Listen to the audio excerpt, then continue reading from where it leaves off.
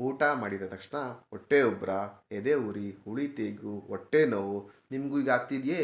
ಇದು ಸಾಮಾನ್ಯ ಗ್ಯಾಸ್ಟ್ರಿಕ್ ಸಮಸ್ಯೆ ಆಗಿರ್ಬೋದು. ಆದರೆ ಇದರ ಹಿಂದಿನ ಕಾರಣಗಳನ್ನು ತಿಳಿದುಕೊಳ್ಳುವುದೇ ಮುಖ್ಯ. ನಮಸ್ಕಾರ ಸ್ನೇಹಿತರೆ, ಇದು ಆನಂದ್ ಬ್ಲಾಗ್ಸ್.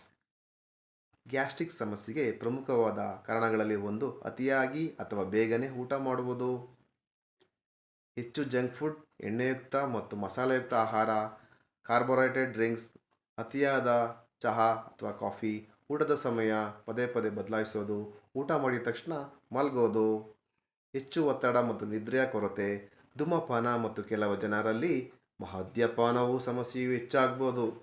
ಹಾಗಾದರೆ ಏನು ಮಾಡಬೇಕು? ಸಮಯಕ್ಕೆ ಸರಿಯಾಗಿ ಊಟ ಮಾಡಿ, ನಿಧಾನವಾಗಿ ಜಿಗಿದು ತಿನ್ನಿ, ನೀರನ್ನು ಸಮರ್ಪಕವಾಗಿ ಕುಡಿಯಿರಿ ಮತ್ತು ನಿಮ್ಮನ್ನು ಕಾಡುವ ಆಹಾರ ಕಡೆ ಗಮನ ಹರಿಸಿ.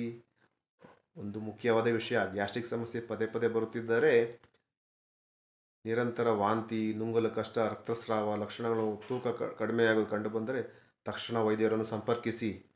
ಹೊಟ್ಟೆ ಆರೋಗ್ಯವಾಗಿದ್ದರೆ ನಮ್ಮ ದಿನವೂ ಆರೋಗ್ಯವಾಗಿರುತ್ತದೆ.